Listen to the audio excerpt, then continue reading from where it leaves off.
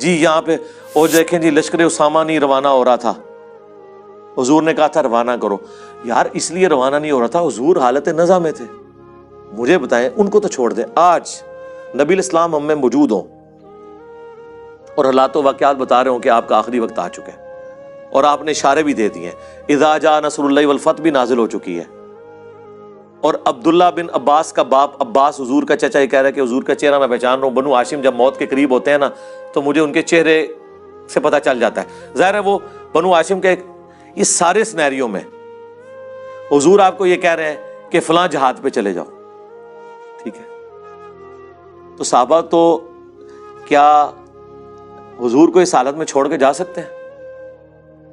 وہ تھوڑے دور جا کے انہوں نے پڑاؤ کر لیا کہ کہیں ایسا نہ حضور فوت ہو جائیں اور ہم حضور کے جنازے میں بھی شامل نہ ہو سکیں. اس سے یہ لوگ پتہ کیا نتیجہ نکالنا چاہتے ہیں؟ اس پہ بلکہ ویڈیوز بھی بنائی انہوں نے، جو آپ نے اچھا کیا آپ نے یہ بات کور کر لی. میرے ذہن نہیں میں نے یہ کور کیا ہے جی. میرا ایک لیکچر جسے میں قیامت کے دن رسول اللہ کی بارگاہ میں پیش کر سکتا ہوں وہ ہے کہ رسول اللہ کا قاتل کون. میں نے ان کے سارے اعتراضات کے جواب دیے ہیں.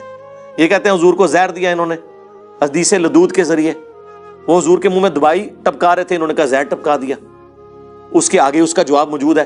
حضور علیہ السلام وہ صحابہ کہتے ہیں ہم نے حضور کے منہ میں دوائی ڈالی جان بوجھ کے، حضور اللہ کہتے رہے نہ ڈالو، لیکن ہم نے یہ گمان کیا کہ مریض جو ہے نا وہ دوائی کو ناپسند کرتا ہے، اور اس وقت نبی علیہ السلام کی تکلیف ہے اور وہ تو چاہتے تھے کہ حضور کی تکلیف دور ہو.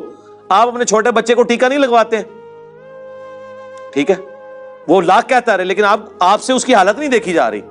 تو صحابہ سے حضور کی حالت نہیں دیکھی جا رہی تھی، وہ آپ کے منہ میں دوائی ٹپکا رہے تھے، ٹھیک ہے. یہ کہتے ہیں زہر ٹپکا دیا. اس کے آگے موجود ہے بخاری میں، پھر حضور کو افاقہ جب ہوا تو آپ نے کہا کہ وہ دوائی لے کے آؤ. وہ دوائی لائی گئی. آپ نے فرمایا میں نے تمہیں منع کیا تھا، یعنی حضور کہہ رہے تھے کہ میں اس حالت میں بھی قابل اتباع ہوں. حنفی تو کہتے ہیں حضور بوڑھے ہو گئے تھے تو اتباع کے قابل نہیں رہے کیونکہ جلسہ استراحت کرتے تھے. جلسہ استراحت تو حضور سکھایا کرتے تھے. حضور کبھی بھی ایسی حالت میں نہیں رہے کہ آپ قابل اتباع نہیں ہو.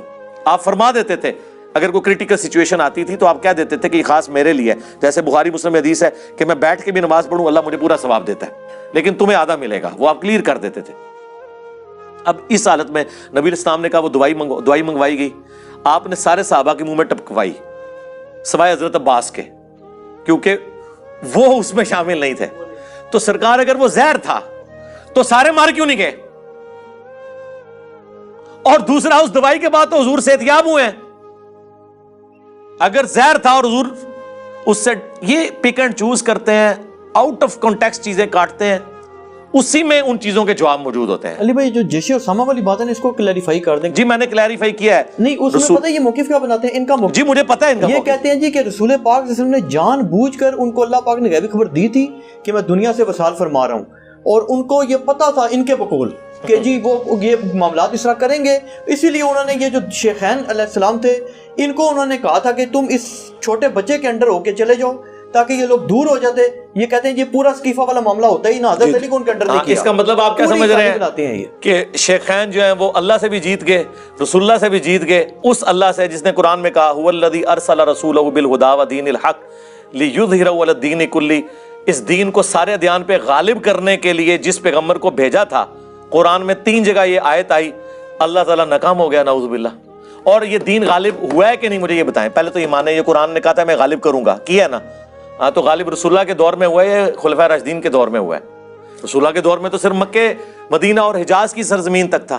رومن اور پرشین امپائر کو خلفائے راشدین کے دور میں گرایا گیا، اور یہ اللہ کی اتنی حکمت ظاہر ہوئی ہے کہ یہ رسول اللہ کا کام آگے لے کے چلے ہیں وہ. اور دوسری بات بڑے بڑے لیڈرز آئے ہیں وہ اپنی زندگی میں کامیاب ہوئے ہیں.